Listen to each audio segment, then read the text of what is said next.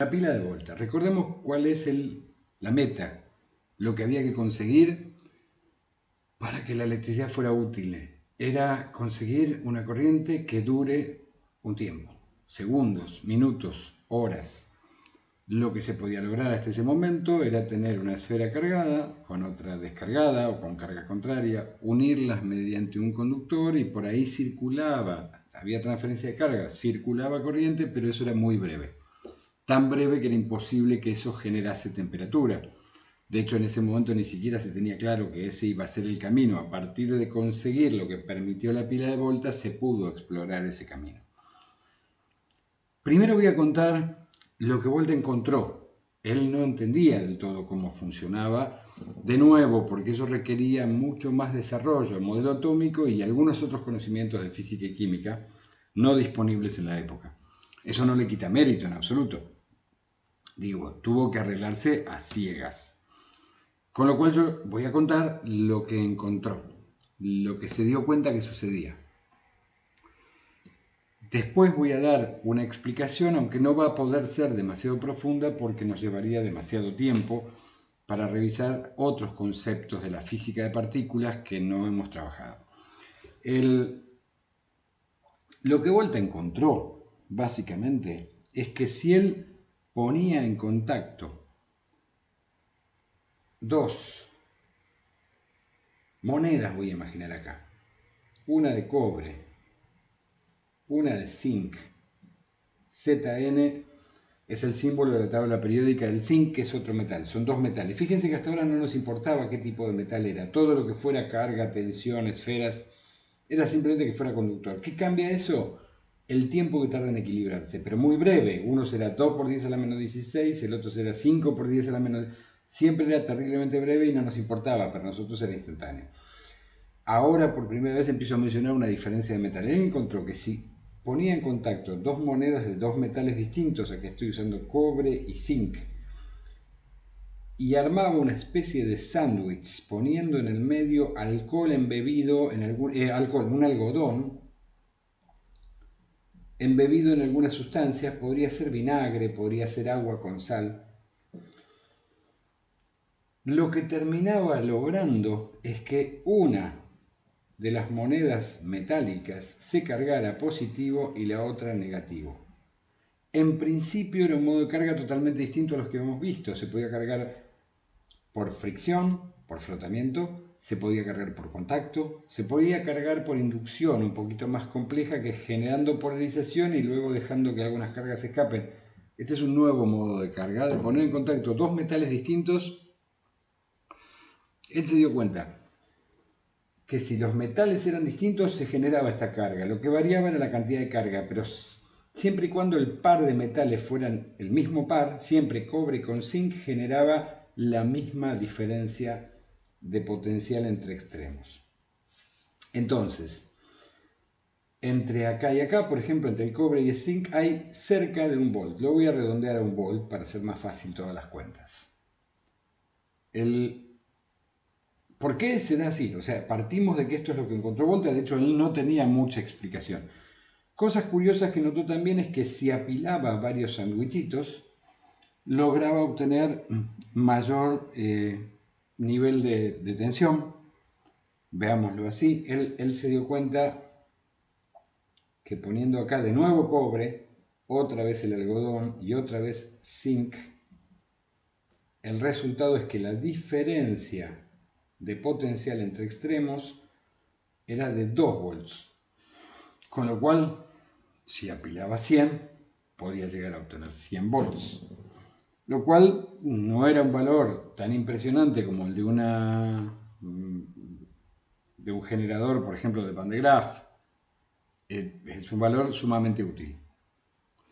Pero tiene una ventaja, por otro lado, sumamente diferente, que la voy a volver a un solo sandwichito.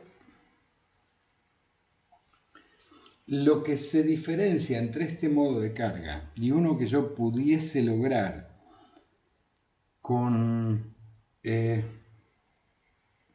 dos esferas cargadas, por ejemplo, Vamos a tomar un ejemplo acá, si era 1 volt de diferencia de potencial. Si esto estuviera totalmente equilibrado, quiere decir que acá voy a tener un potencial de 0,5 volt y acá voy a tener uno de menos 0,5 volts.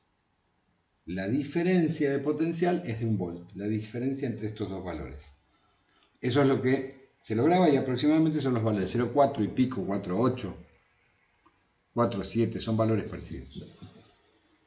¿Qué tal si yo pruebo la diferencia entre tener dos esferitas, que serían como las dos monedas, sin alcohol, sin algodón en el medio, sin vinagre, solo las dos esferitas como antes, y froto hasta cargar una y la otra de tal manera que esta tenga 0,5 volt? Vaya a saber cómo lograría hacerlo, pero me interesa como experimento mental y que entiendan la diferencia.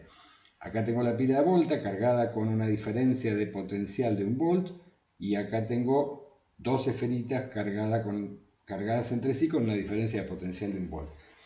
Si pongo un cable, normalmente los cables son de cobre también, pero si pongo un cable, un conductor, entre esta moneda y esta moneda, lo que va a suceder es que electrones de acá escapen, hagan todo este recorrido y cancelen los protones no compensados del lado de arriba. Acuérdense que en la época de Volta todavía no se sabía tampoco qué era efectivamente lo que se movía y tendieron a suponer que era probable que se movieran las cargas positivas, así que acá hay un conflicto entre quién era el que se movía. En una primera época se supuso, porque Franklin había elegido positivo el vidrio, eso dio que el positivo son los protones y se supuso que las cargas positivas se movían porque era más fácil de pensar y de calcular, pero era al revés.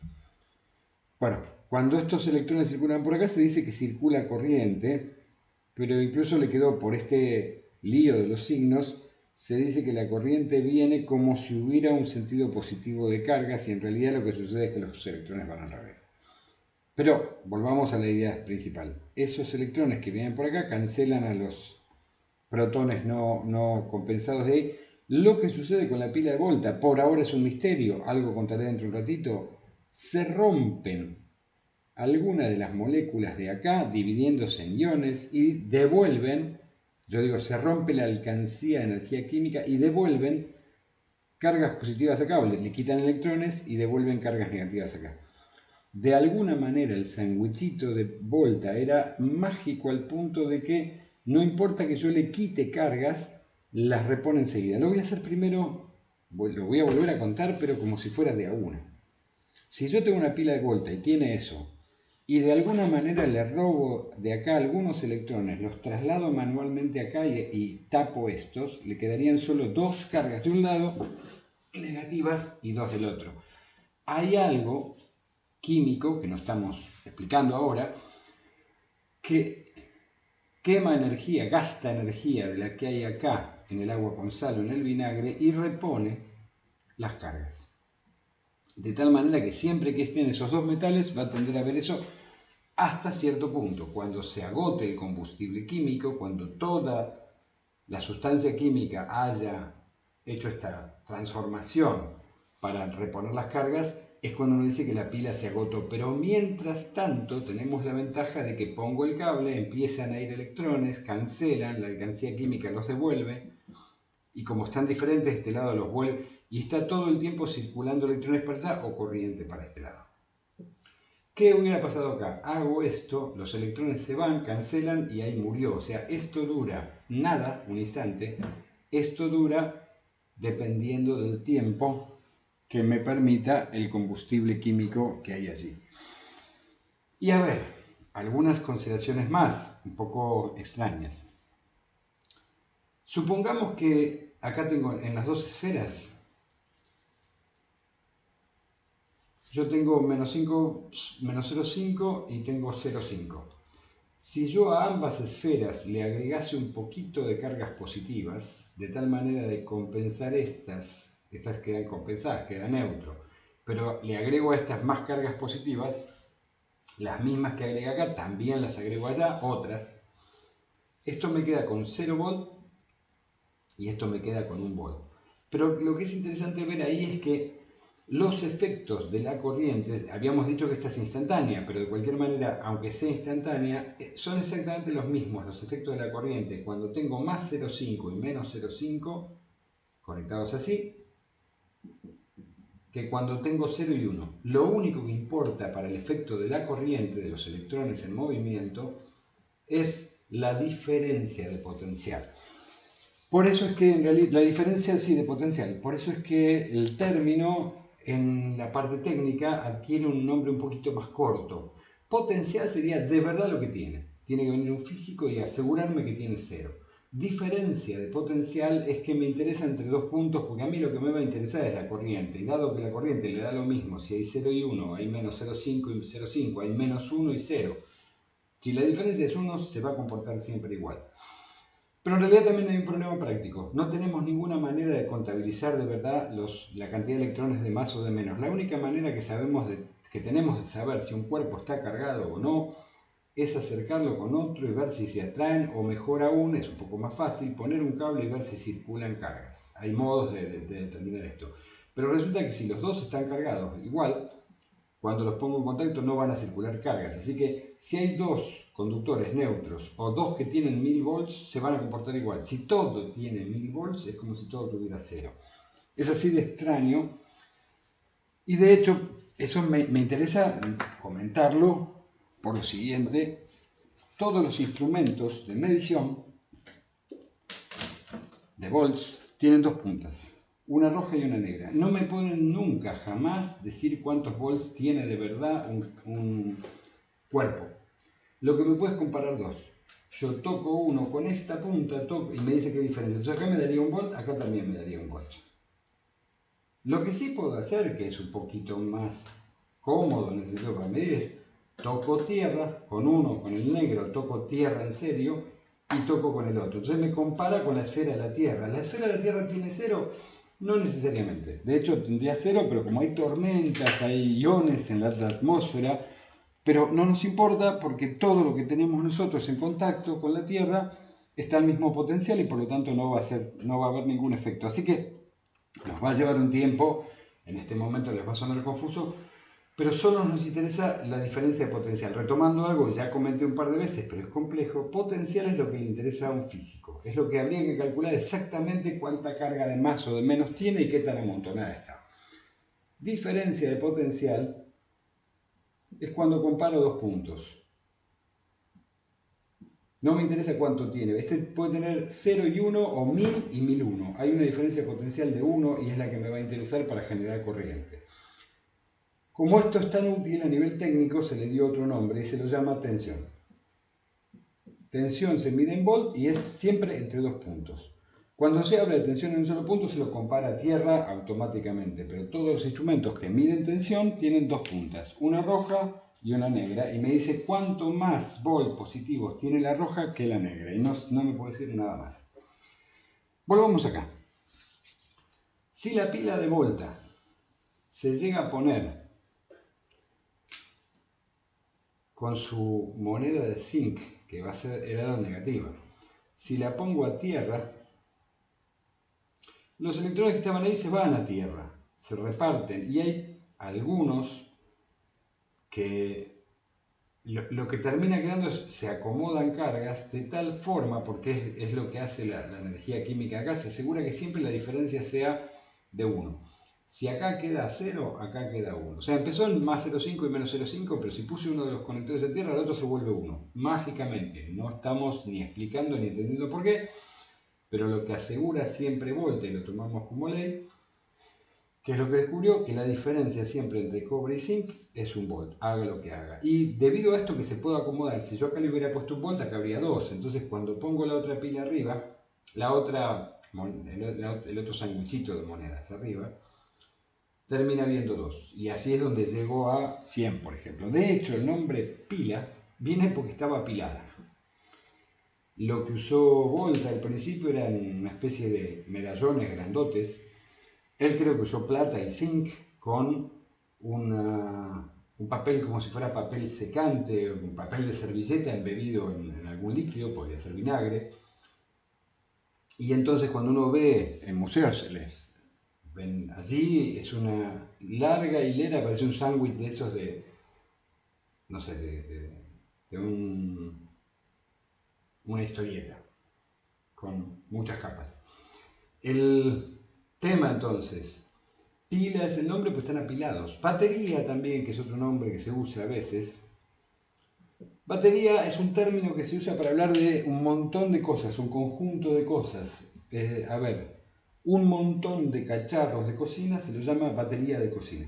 Voy a ir a comprar una batería de cocina, que sé que voy a comprar ollas, platos, cucharas, etc. El nombre batería dado al instrumento de percusión es porque es un montón de elementos de percusión juntos. Entonces, batería también tenía que ver con ese nombre. Con el tiempo, al principio podía ser indistinguible. Con el tiempo, llamamos pila a los elementos de este tipo. Acá hay dos pilas, las dos son de 1.5 volt, la diferencia que hay, o sea, no es cobre zinc, son otros metales, otros materiales. Incluso hay varios para lograr ese 1.5. Pero lo que hay acá es, las dos tienen 1.5 volt. Ahora sí vamos a discutir qué es la diferencia, incluso esta también tiene 1.5 volt. Esta es una de las pilas que se llaman grandes, están las AA y las AAA, las más chiquitas.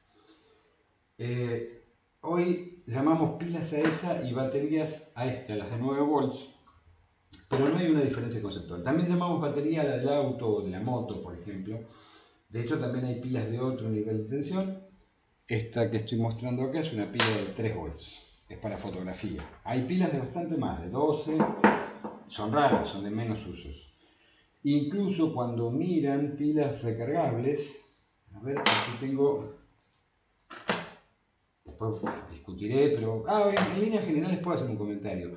Una pila recargable se descubrió después, es un proceso en el cual si yo de alguna manera logro darle cargas al revés del ciclo que tiene ahí, se reconstruyen las moléculas de lo que hay en el medio, pero no sirve cualquier tipo de líquido en el medio, o sea, tiene que ser una sustancia muy particular la que permite recargarlo, hacer el proceso inverso y que en lugar de que se rompan esas uniones químicas, se reconstruyan. Entonces hay un momento donde las rompo y las uso y otro momento donde al ir al revés automáticamente se reconstruyen. No es eterno. Acá hay pilas recargables y estas pilas recargables creo que lo dice por acá arriba, pero bueno, con la cámara no la van a llegar a ver. En esta creo que está 1.2 volts. Las pilas recargables en general son de otros materiales y no tienen los 1.5, así que a alguno le habrá pasado que se sorprenderá que ciertos elementos funcionan tanto con recargables como con comunes y otros no, depende de varias otras cositas.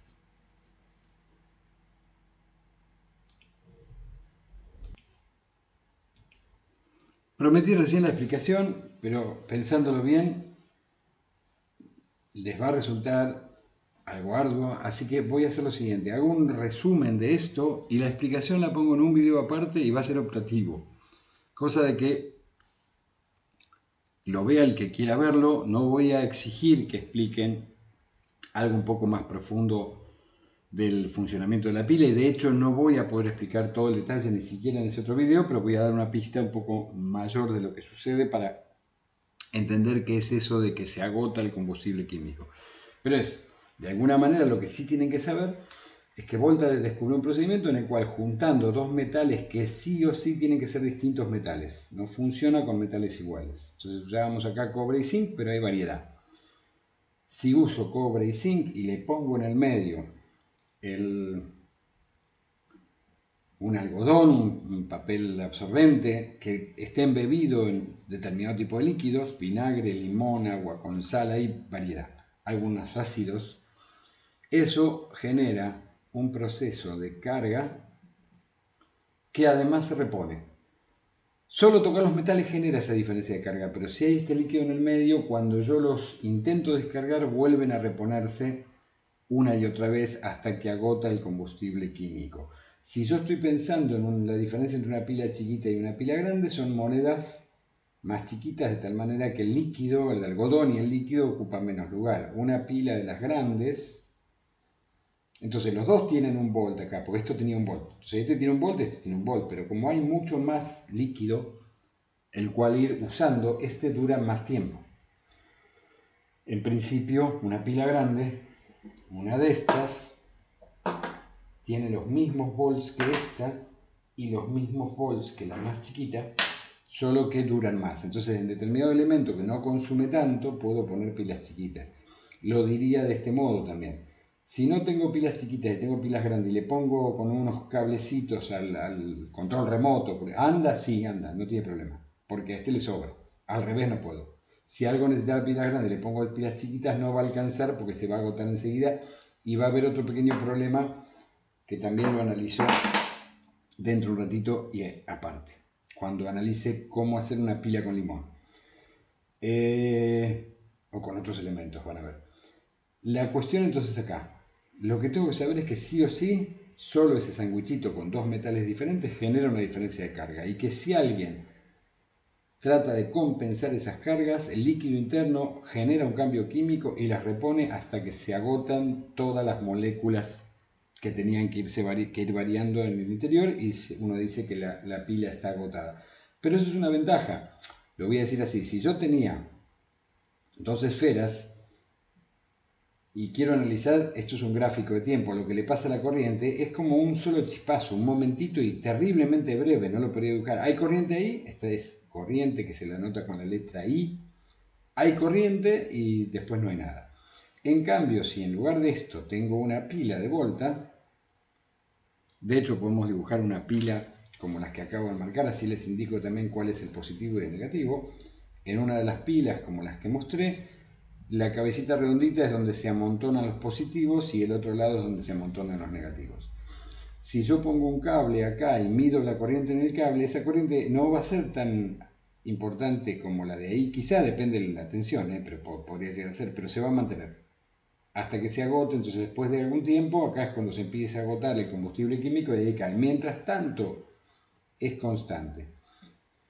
Además de durar un tiempo, es constante, lo cual es un hecho muy importante para cosas que van a seguir y para la aplicación práctica. Si yo colocase acá un determinado cable, un material en el medio del cable, que permita circular los electrones muy rápido y hacer que en los choques eso genere temperatura, voy a tener una lamparita. En realidad primero una estufa eléctrica y luego una lamparita, que son también cosas que comentaré con un poquito más de detalle.